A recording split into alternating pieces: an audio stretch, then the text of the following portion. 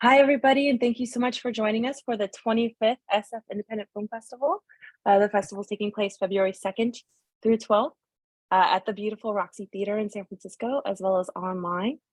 We're joined today by the filmmakers from the Tales from Around the Bay program, which is online, and it'll also be playing live at the Roxy Theater on Saturday, February 4th at 4:30 p.m.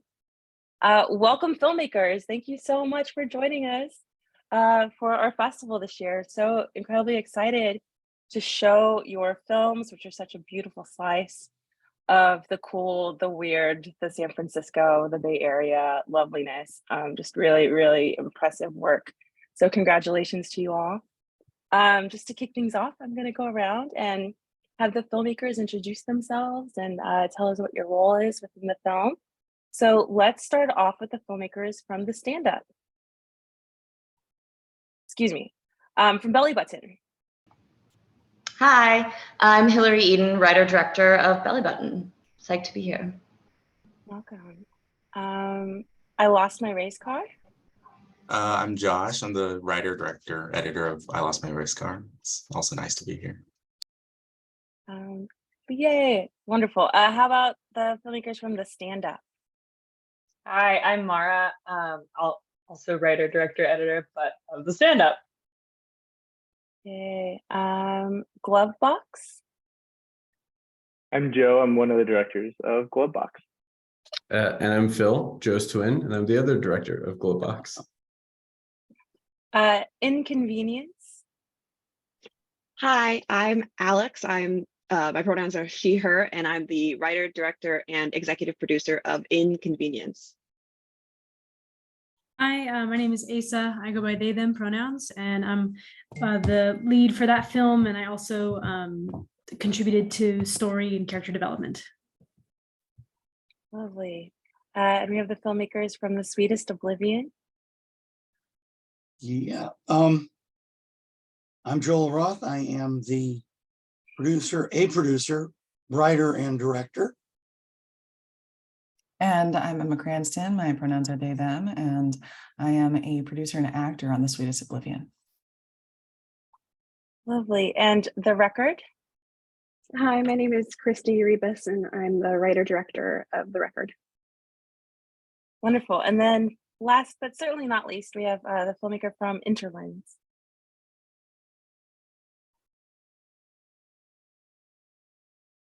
Maybe we're having some tech issues. I think you are on mute. I'm not unmute. All the tech issues. Sorry for that. Yes, my name is Alia Brandt, she, they pronouns. I wrote, directed, and also act in Interlands, but I am mainly a writer-director. Thank you so much. Well, welcome to everybody. Again, I'm really impressed by the crop of films this year in this program. I think a lot of people are doing really interesting, not only storytelling, but formal filmmaking. I think everybody, congratulations on just like making very cool looking art. I love it so much. To kick things off, I would love to ask about how you found the story that you wanted to tell. Just kind of what that genesis of it was. And I think to switch it up, let's go in reverse order this time. So Leia, if you could talk about how you came to make Interlands, that would be great. Yeah, so Interlands it's a kind of side-by-side project with a poetry book that I wrote and self-published. I've made short films in the past, so when I was embarking on self-publishing a poetry book, I was like, hey, let's the way I first kind of envisioned it was like a music video for poetry, but I wanted to make sure there was a through line, there's a narrative, and so that's basically how it came to be. It's a story of kind of finding oneself through loss, which I think is very relatable. And yeah, thank you so much for having me and having Interland in your programming.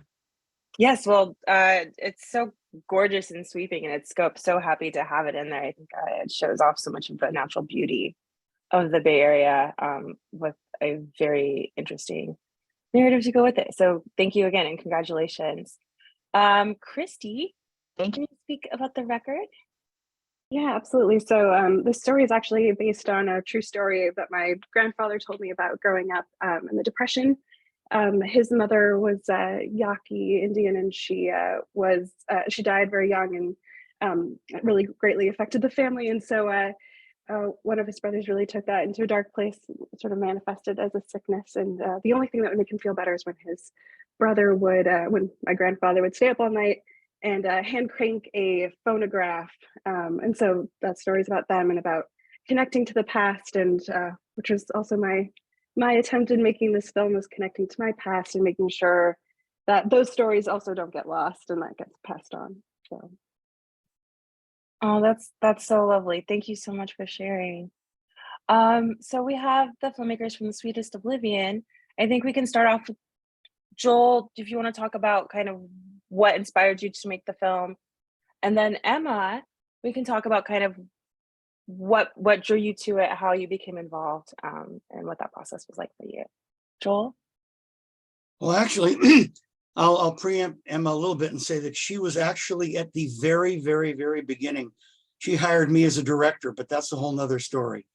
Emma goes by they them pronouns. He's not used to using them. It's fine.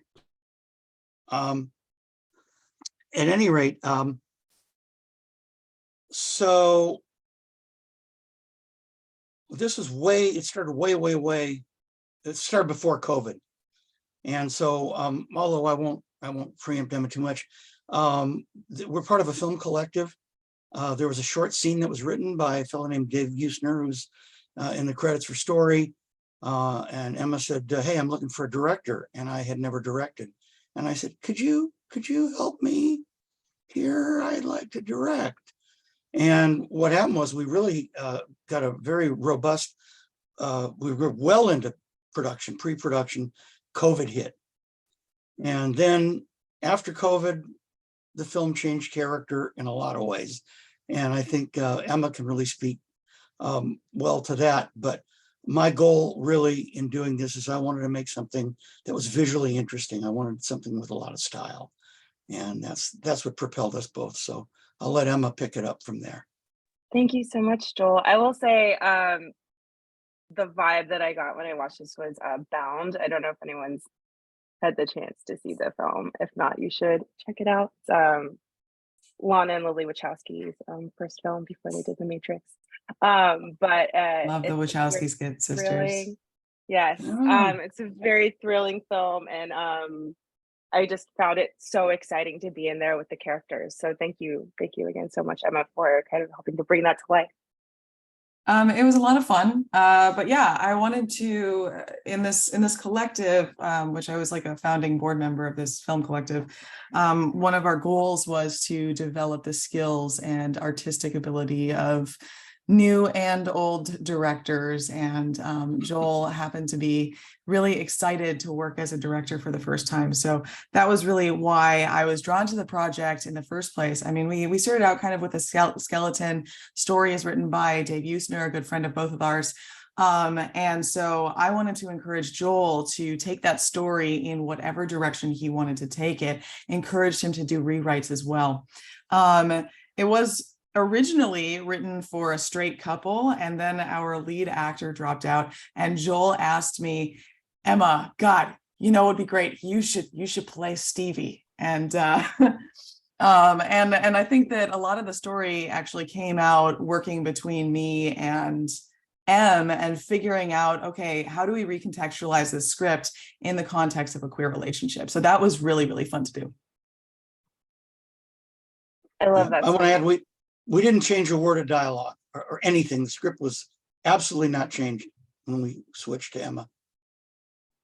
Well, it's beautifully rendered. Congratulations. Thank you. Let's see. Glove Box filmmakers.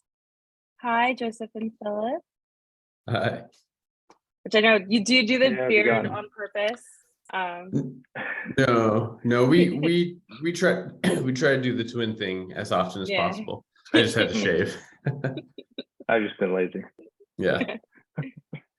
Well, Joe, do you want to kick it off? Yeah. So Glovebox is about a demon infested car. And it's all started because we had a friend named Jeff who had this crappy car that didn't have a glove box. And goofing off, one of us reached our hands in and started miming like it was eating us. And that was 10 years ago. And finally, we got around to writing it out over COVID and decided to make it. So, yeah. Yeah, same. Well, it's very cool. And as a Mustang owner, I was also very excited. Yes. And a fan of Christie and all things possessed demonic cars. So thank you Yeah, so thank much. you. The stand-up. Hi, Mara. Hi. What's up? How'd you decide to make this movie? Yeah, so basically, I came up with the idea originally in its original form when I was on the freeway, and I had a Tinder date that night, and there were like insane drivers whizzing past me on the freeway, and I was like, well, what if I get in a horrific car accident and I die and I don't show up to this Tinder date? This person I have a Tinder date with will have no idea of knowing what happened to me. So that was the sort of impetus for the concept. But then I took it to my friend Michelle, who plays the lead character and produced the film with me. And we were sort of just talking out the idea. And basically, immediately, I can't ever take myself seriously. So it turned into a satire, as most of my ideas do. And basically, I put myself in a situation of like, if I was the one on the receiving end of like the no-show date, because the person died and I wouldn't have known that, what would I do? And I would be like offended. I would like, cry feminism and be like bratty about it and be like, what a jerk, like he just doesn't respect women, blah, blah, blah. So that's what the concept turned into. And it really is just me and Michelle having fun with like, just poking fun at ourselves, poking fun of like the way that like we use our intellectualism a little bit, but mostly just our like girl power, whatever, to like defend ourselves and protect our egos. And when that is exposed as being like a little bit phony. I love it. I love the satirical angle of the film. It just makes me so happy. Really, really fun stuff. So thank you so much for sharing. I lost my race car. Hi, Josh. First of all, just to say, okay, so I know everybody who is watching this Q&A has gotten the chance to see your film, but our co-Q&A members here have not. But your film has the most beautiful closing shot. Like it's so it made me homesick. It's so San Francisco. It's so beautiful. And was it shot on film? Yeah, it was shot on 16. Yeah. It's really, really cool looking. Well, yes, please tell us how you came up with this very quirky little San Francisco story. Thank you very much. It's a couple things. You mentioned the film, and well, this was part of my first year film project for SF State in their MFA program, and I had to make something up. So, but I knew I wanted to shoot on film, so I kind of worked backwards from there. And that was sort of a synthesis with like an experimental project I had in mind, exploring like lost objects, just making them more and more absurd artifacts. And then I was like, oh, I guess this could be implemented in a narrative, but that's the short of it, how it came about. Awesome. Thank you so much. And we have the filmmakers from Inconvenience, which, oh my gosh, I'm sorry, like just to gush, like this film is such a sweet lesson in communication, if that makes sense. Learning to talk about who you are in a way when strangers aren't necessarily aware of your space or where you are in life or how you're presenting in life.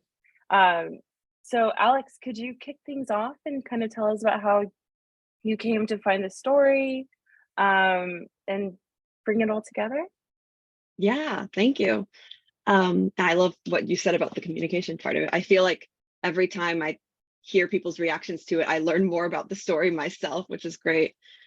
So I'm actually a first-time writer and director. This is my first film, but I've always written for a long time. And this started out as a play, actually, in a playwriting class for a prompt about two people who are very opposite, different from each other, but are magnetically drawn to each other. And by page 3, you wonder what if. That was the prompt.